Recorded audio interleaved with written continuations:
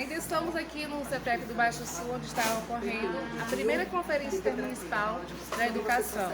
A oportunidade vale salientar que foi a união de 14 municípios presentes para discutir o que será melhor para a educação. Uma das palestrantes é a Alessandra de Assis e eu bato papo com ela agora. Alessandra, seja bem-vinda à Canto da Gente. Muito obrigada, viu? Foi muito bem acolhida, sou muito agradecida pelo convite. O nosso programa, dentro de todo o contexto da GDG, eu gosto muito de deixar outro entrevistado à vontade para falar quem é ele. Então, quem é a Alessandra Assis, que veio para Gandu palestrar na manhã do dia 10 de dezembro de 2021, em um evento tão importante que foi a primeira Conferência Intermunicipal de Educação? Eu sou professora da Universidade Federal da Bahia e estou atuando como coordenadora do Fórum Estadual de Educação. Sou pedagoga, formada com doutorado em educação, sou uma militante, da educação, já professora há muitos anos. No ano de 2020 e 2021, Alessandra, a educação ela teve que se reinventar no todo. Para 2022, qual é a expectativa que você vê para a educação e para os docentes, que na verdade foi quem conseguiu segurar toda essa educação, tudo que rolou dentro de 2020 e 2021, que pegou todo mundo de surpresa? A educação fez um trabalho silencioso, mas não parou, não deixou de acontecer.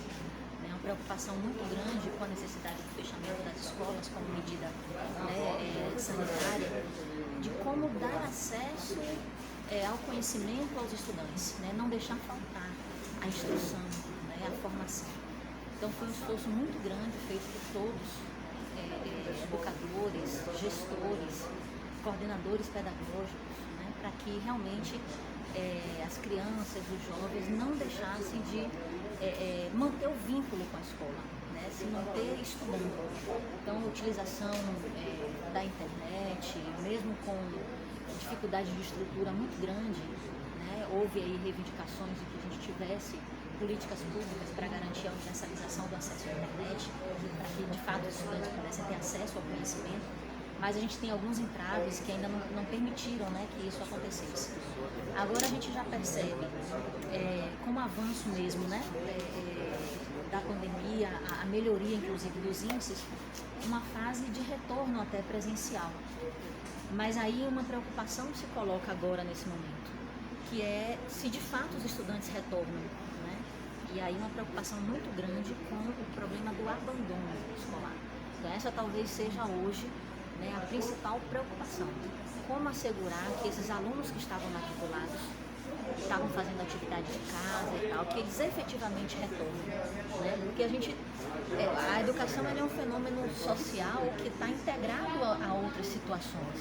E a gente teve também na pandemia todo um processo de adoecimento, de morte, de empobrecimento da população. Às vezes de uma exigência de que até os mais jovens nas famílias mais pobres precisam trabalhar, para garantir o mínimo de sobrevivência, às vezes o alimento, o gás, que a gente teve, por um lado, um agravamento de questões sanitárias, mas por outro lado, uma crise econômica que a gente, há muito tempo, retrocedendo aí há várias décadas, há muito tempo a gente não via. Então tudo isso desafia muito a educação. E aí, números que já são registrados de estudantes que não voltam. E as razões estão associadas a isso. Precisaram começar o trabalho, ou precisam cuidar de alguém que ficou doente, os familiares que estão doentes. Então, realmente é uma tendência que tem preocupado muito as autoridades e os professores na escola, que percebem esse esvaziamento da escola nesse retorno presencial. Uma das suas falas que me chamou muita atenção e também a sua inquietação desses alunos que não estão indo para a escola, que não vão voltar para a escola. Tivemos aí o Enem, onde poucos jovens se inscreveram. Você, enquanto docente do nível superior, como vê essa questão aí dos jovens estarem desistindo dos seus sonhos? A gente teve no Enem a possibilidade de avançar no processo de democratização do acesso ao ensino superior. Quando a gente permite que esse exame seja aplicado excluindo uma faixa enorme da população. E não é uma faixa qualquer, é uma faixa que tem cor, que tem endereço, que tem uma situação econômica específica, né? Então, a gente retrocede muito, né, nesse direito das pessoas a ter acesso ao ensino superior. Né? Embora o Enem seja uma política pública, né, que tem como finalidade maior o processo de democratização do acesso, né, ela ficou extremamente prejudicada, porque a gente tem parcelas, um nível de abstenção jamais visto na história do Enem. E quando a gente vai olhar quem se absteve, né, quem deixou de participar do Enem, né, e quais foram os motivos, e a gente vê que é um aprofundamento da exclusão. Né? Aqueles que já são historicamente excluídos estão agora ainda mais longe, né, desse sonho de dar continuidade ao seu processo de formação no nível superior. A gente fica desconfiando que isso não é só algo assim, natural, que faz parte, né, do processo, que a gente também vê declarações de autoridades, né, da autoridade maior da educação no nosso país, o ministro da Educação, declarou que nem todas as pessoas devem ir para a universidade. Então, assim, é algo que parece estar como política mesmo, né, como entendimento de como deve ser feito. Quer dizer, a gente vinha avançando num caminho de defender a democratização, criar mecanismos concretos para a democratização, mas agora a gente vê um retrocesso nisso. O que é preocupante, né? Muito preocupante, quando inclusive é a declaração de uma autoridade, né, que nem todos devem ir. Alguns podem ir, os que merecem devem ir, mas nem todos precisam ir. Né? Então a gente vê uma mudança, descaso também, um descaso, exatamente. Né? Então a gente sabe que a gente tem ainda hoje, né, um processo de fragmentação na sociedade que é muito marcante. Né? Algumas pessoas não admitem que outras que nunca tiveram acesso a alguns benefícios agora possam ter. Já tivemos declarações de outros ministros, né, que se surpreendiam porque a empregada doméstica vai para a Disneylândia. Por que não? Né? Por que não os trabalhadores, né, mais de uma faixa, né, salarial menor ter direito a oportunidades de lazer, a experiências culturais que qualquer outra pessoa tem, né? Então, assim, a gente vê realmente um processo de discriminação como base da ação política. E como é ardente ouvir a Casa Branca surta quando a senzala aprende a ler, né? Pois é, né? Então a gente acumula aí, né? Assim, tem registros, e aí a gente tem, assim, né, os meios de comunicação realmente estão fazendo um trabalho fantástico, mesmo que sob ataque também. A gente viu aí, né, agressões contra jornalistas, inclusive mulheres, gerando reações no mundo inteiro, né, a favor da liberdade de imprensa.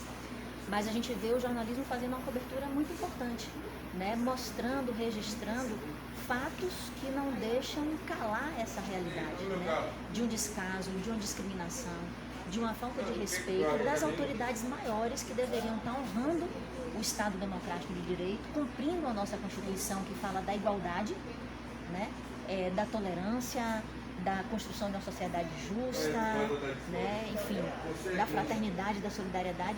E são essas autoridades que deveriam estar fazendo valer o Estado Democrático de Direito, são aqueles que incitam a violência, que estimulam e, quem sabe, se comprove aí, né, que até financiam ações e grupos que estão voltados a uma desconstrução, né, a um ataque às instituições democráticas, né, a uma desconstrução da democracia.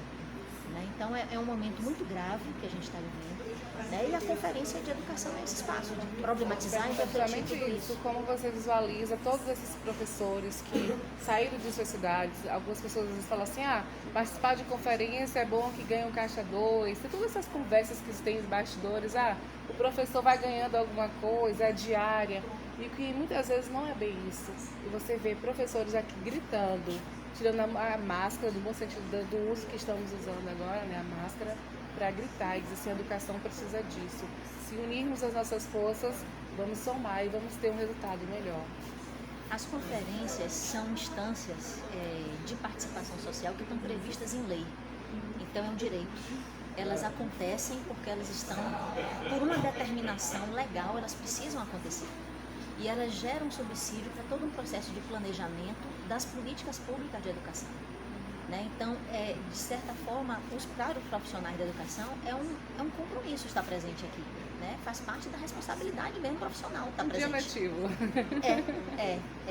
E é um dia que a gente vive assim, com muita plenitude, né? Porque é um momento também da gente se aperfeiçoar nessa convivência democrática, né? Nesse exercício de cidadania. Então, precisamos estar muito bem preparados para isso, porque é isso que a gente faz quando a gente está na escola, né? Então, é promover uma formação cidadã, né? Através do ensino da matemática, da história, do português, assegurar que esse estudante que está na escola, ele esteja preparado para uma vida em sociedade, né? Como cidadão, como trabalhador, como ser humano, né? Que tem valores, que reconhece e convive com outros seres humanos, aprende com outros seres humanos, né? Aprende a não discriminar, aprende a não agredir, né? Aprende a respeitar, né? Então, a conferência é uma grande oportunidade de fazer o debate, fazer uma avaliação no balanço crítico, né? da condução das políticas públicas e apontar para novas políticas que de fato atendam às necessidades do povo, né? Atendam às necessidades daqueles que estão na escola e até dos que não estão, mas precisam estar. Porque a gente sabe que é um contingente, né? Como está tendo aí o abandono, é um contingente que tende a crescer muito, né? A palavra de ordem seria equidade? Sem dúvida nenhuma, sem dúvida nenhuma.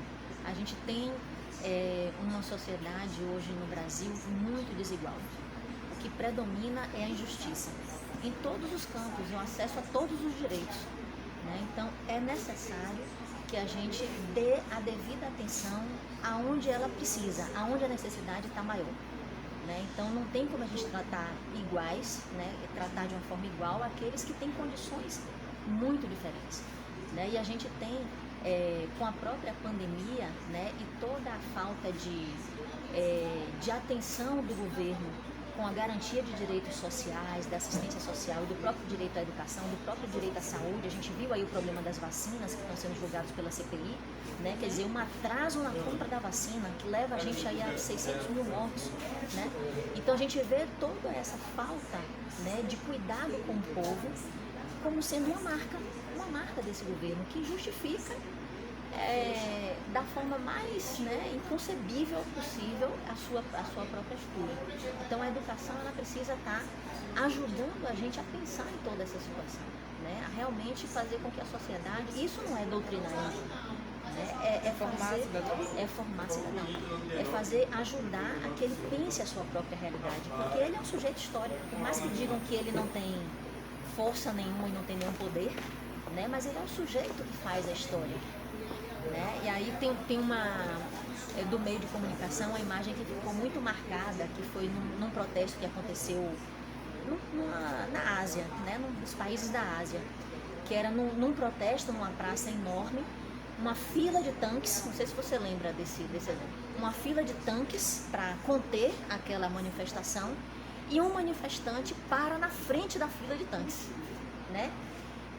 Os tanques poderiam ter passado por cima dele, né? Mas aquele evento estava sendo transmitido ao vivo para o mundo inteiro, né? E um cidadão, né, a partir, né, dessa experiência globalizada que a gente vive, o vírus sabe o que é globalização, ele chega em toda parte, né? E constitui a pandemia. Você consegue, né, evitar ali um desastre e ter um posicionamento político a partir, né, de um saber lidar, né, com esse universo global que a gente tem hoje, inclusive de uma comunicação que pode ser usada sim para conscientizar, para mobilizar as pessoas, para informar, agora informar a verdade, né? Porque a gente tem também aí muita gente usando redes sociais para desinformação, sem conteúdo, né? Para manipular, e a gente vê também o quanto isso coloca a democracia em risco, o quanto isso escraviza muitas vezes a juventude no vício ali, né, das notificações. A gente tem visto aí tantos estudos que mostram isso. Então, assim, a gente precisa de pessoas cada vez mais conscientes do potencial que a existência humana dá pra gente hoje, tudo que a gente conheceu, acumulou, as tecnologias que a gente tem à disposição, para que a gente possa fazer isso funcionar para o bem de todo mundo. E não para privilegiar alguns e deixar os outros todos na miséria, na fome, na morte, né? Como a gente acaba vendo, né? Que infelizmente está acontecendo no nosso país. Alessandra, nós agradecemos em nome da comunidade ganduense, em especial da GDG, essa troca de conhecimento, porque vamos dizer que agora foi o de frente com a Vivi, com a Alessandra Assis, que brilhantemente falou sobre educação para a gente. Obrigada, viu? Parabéns a vocês pelo trabalho, eu agradeço também a atenção, né, dos telespectadores e participem da conferência, né? Acompanhem os resultados da Conferência Intermunicipal do Baixo Sul, né? Defendam a importância da criação do Fórum Municipal de Educação de Gandu, né? Para que vocês tenham esse espaço permanente de diálogo sobre a educação no município de vocês também, né? Muito obrigada e um bom trabalho para vocês. A gente agradece. Agora vamos entrevistar a Fernanda. Cadê a Fernanda? Professora Fernanda. Gente, eu vou precisar pedir, sabe por quê? Só tem uma hora.